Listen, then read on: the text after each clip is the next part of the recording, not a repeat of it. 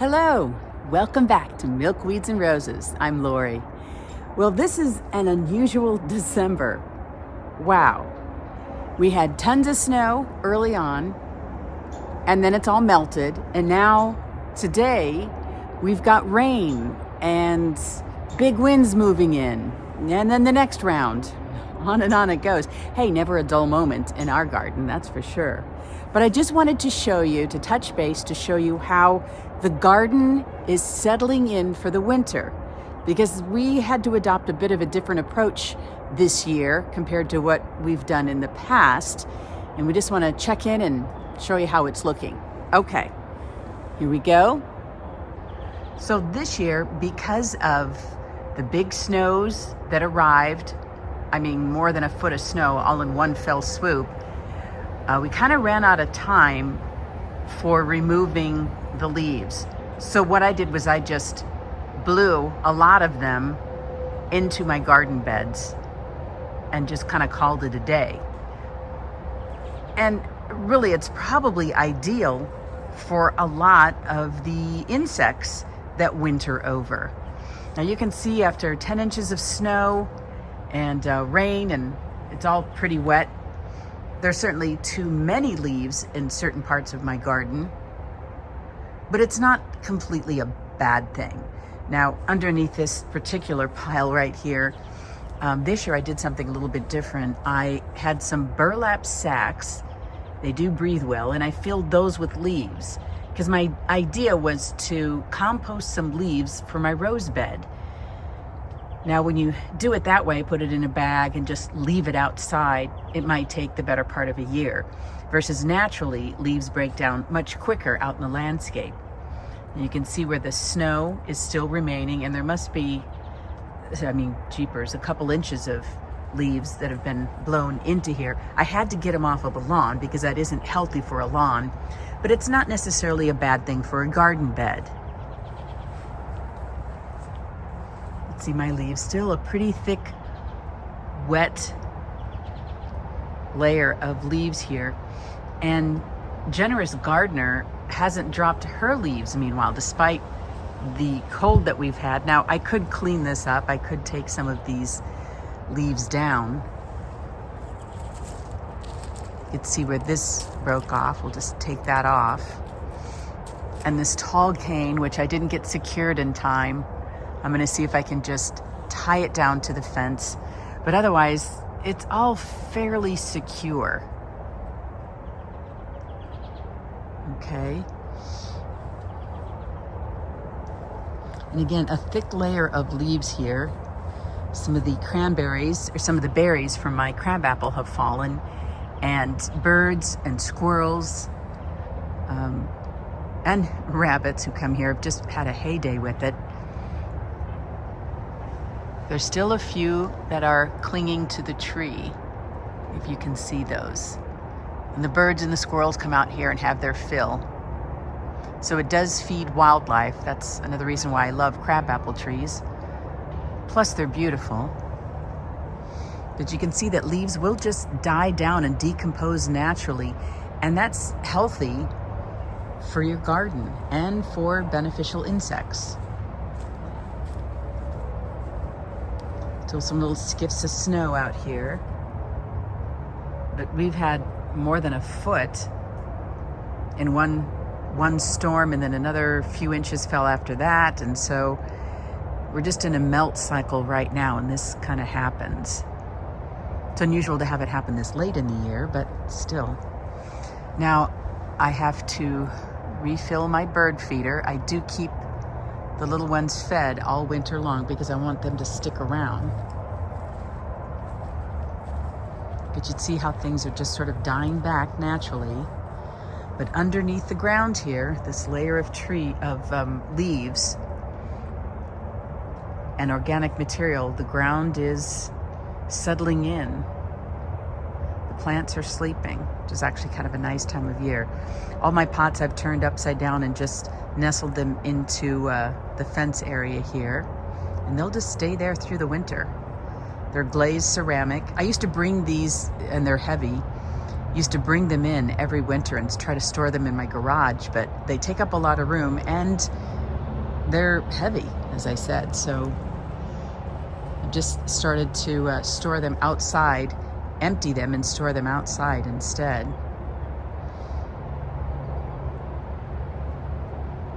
The hydrangeas, the Annabelle hydrangeas have all gone to sleep. I did trim down up to a leaf node anyway, and just kind of let that go. Left the Autumn Joy sedum in place. Not a lot to look at here, but when it has frost and snow, it's interesting.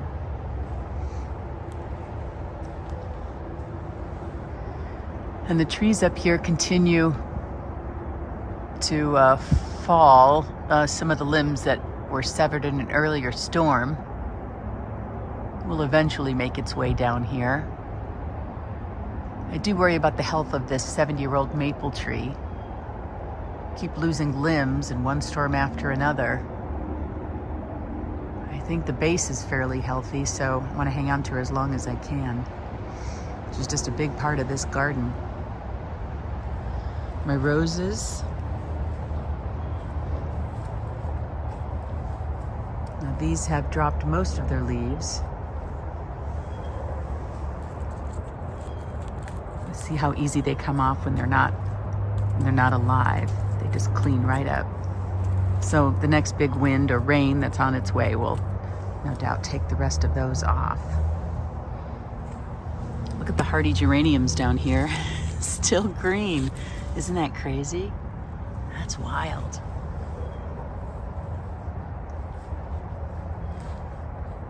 Another rose here that's just gone to sleep. My wisteria, which I did trim up once this year, but still has some whippy growth. And to see this right here, this is where, sorry, I had hand surgery. So yeah, that took me out of commission for a little while. But yeah, it's that's where the new flowers will emerge in the spring. And you see the bud growth here. Some nice bud growth. Again, more hardy geraniums down here. Interesting things that kind of remain fairly green under a huge layer of frost and snow. It's pretty amazing. So I just leave it. I'll clean this up in the spring, of course. But in the meantime, yeah, we're just chilling. Look at this formidable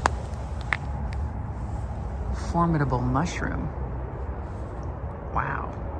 Nope, it's not what's for dinner, guys. It's not the kind you want to eat. I would never do the mushroom stuff, the mushroom hunting. I love them, but I just don't know enough about them to be safe. I appreciate people who do.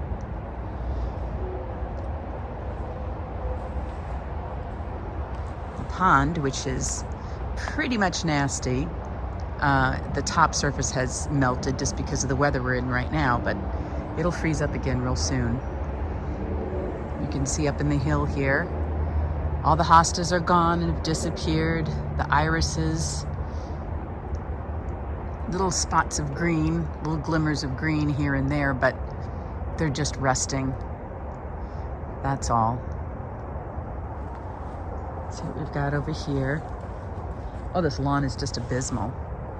You know, if it was up to me, I would get rid of this lawn all the ways till there and just do some ground cover, different kinds of ground cover, because the shade that we get over the course of the summer, spring, summer, you know, once this big old maple leaves out, she takes up all the nutrients and all the moisture. I mean, that's what they do. There's always a trade-off for that beauty. But the roots are throughout this area, and it's just not conducive to growing grass. Now, I told my husband this 100 times, but you got to pick your battles. Pick your battles. He won't agree, so it remains a struggle. Now, this is Dogville here, so this is what my boys do over the course of the winter. They don't go too far from the house, so I'll try to mind where I'm walking here. Yikes. But I wanted to show you up on the the West Garden, Upper West Garden here. The Joe Pyeweed in particular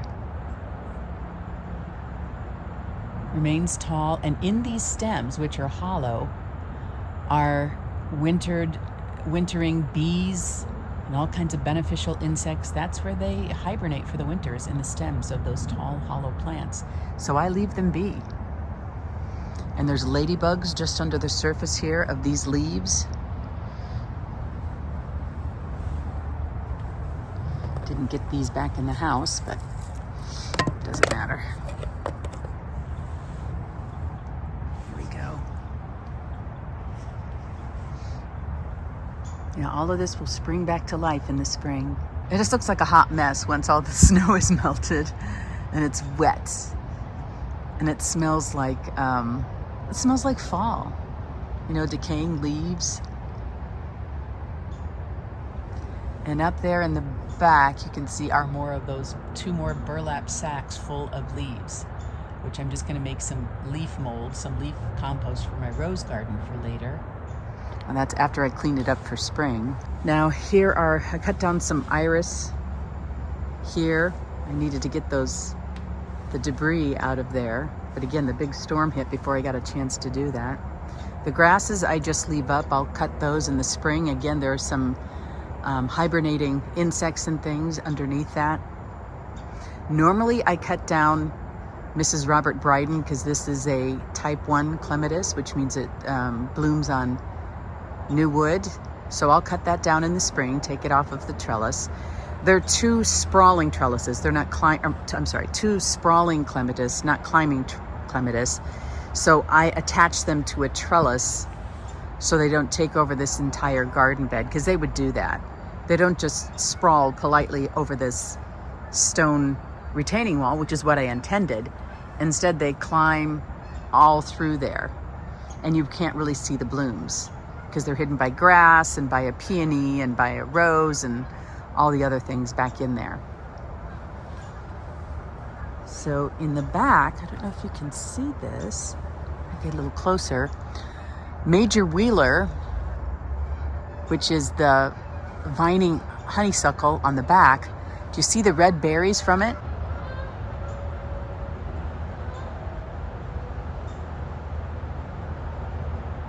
That's from Major Wheeler, which I just think is fascinating. And some birds get up there. They've got enough other things to choose from right now between the feeders that I keep stocked and, scratching around in the ground here for what might be resting bugs or other things. But yeah, I think that's pretty neat. And also the berries. Do you see the purple right here? That's a beautyberry bush. If you blink, you'll miss it. It's not very robust. Stems are puny, the berries are puny. Maybe that's something that will grow in time, I don't know. But I still like it. All these other things here, again, a bunch of leaves here. Everything just hibernating, but this is what it looks like once the snow melts.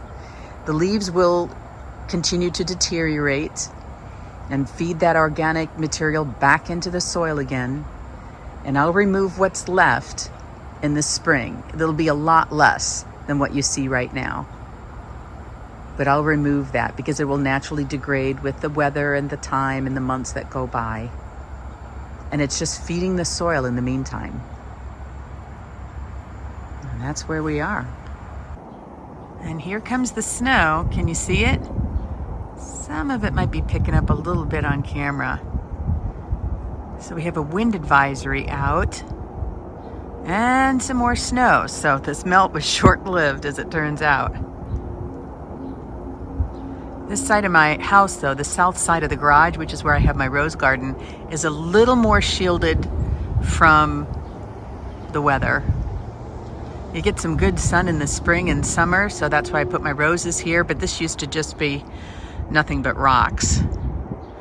And for a reason, because the whole idea is it's an attached garage, but it doesn't have a basement here. But the idea is to prevent moisture right up next to the foundation. And that's why it has a real deep overhang. So it is pretty dry and pretty hot under there. but I just saw it as an opportunity. I've always wanted to grow roses, and since dry shade persists through most of my backyard because of these beautiful trees that surround the backyard, I thought this was an opportunity to put in something else. So for the winter, this is where I'm storing my wheelbarrow. So far, so good. I have some little seedlings, love in the mist, that started to come up.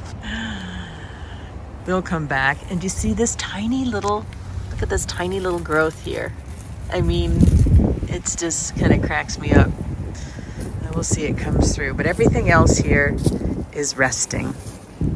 Now these leaves will come off easily off of Lady in Red here because, you know, it has gone dormant now, fully dormant. So these leaves are fairly easy to take off. I haven't done that yet, but again, it's not alive right now, so. And so is Louise Clement, same thing. It's gone dormant. I really, ouch, need my rose gloves on for this. But this darkened cane, that only means that it doesn't have some green growth going up through it right now because it is, like I said, it's gone to bed for the winter. Doesn't mean there's anything wrong with it. See, this one's dark, whereas this one's lighter.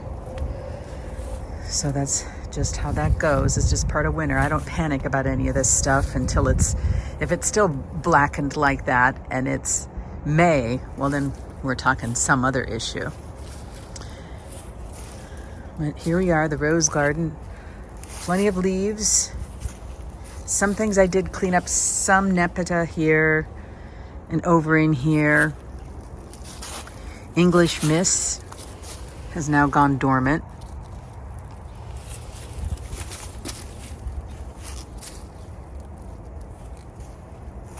My Baptisia.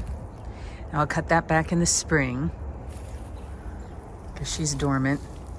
All this is just a dormant rose garden. That's where we are. The salvia I did cut back.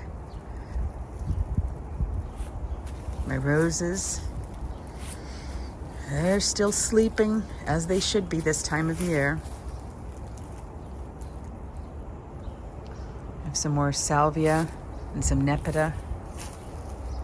Russian sage, it'll come back in the spring. And I just leave this up. This is my Sweet Autumn Clematis with Teresa Bonet rose.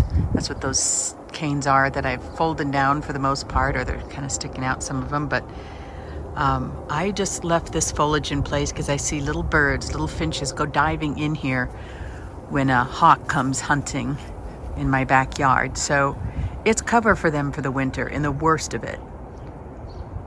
It's just part of nature's way. So yeah, it's just the garden and at sleep. It's winter slumber.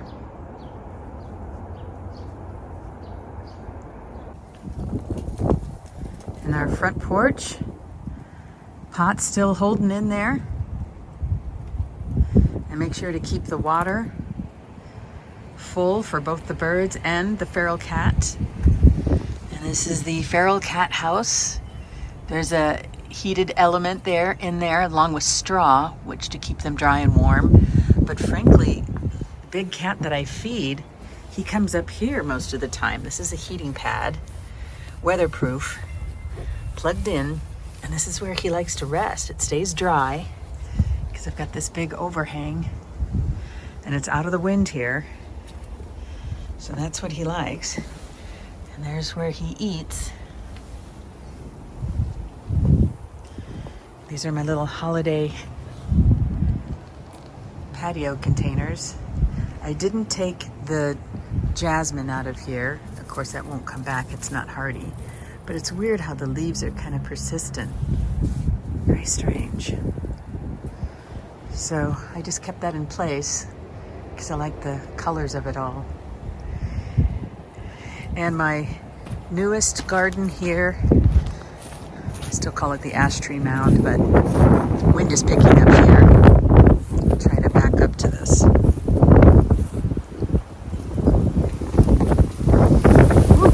tulips planted, but everything else is just sleeping. And it is too windy for you to probably even hear what I'm saying, so thumbs up on this one. That's it for now. Be sure to check back later and we'll watch how the weather impacts my Zone 5B garden. I've got my shovel ready for the next go round. I hope that you are doing well, and make sure to take care of the wildlife in your garden over the course of the winter if you've got snow or inclement weather on the way. Thanks for joining me. I'll see you soon.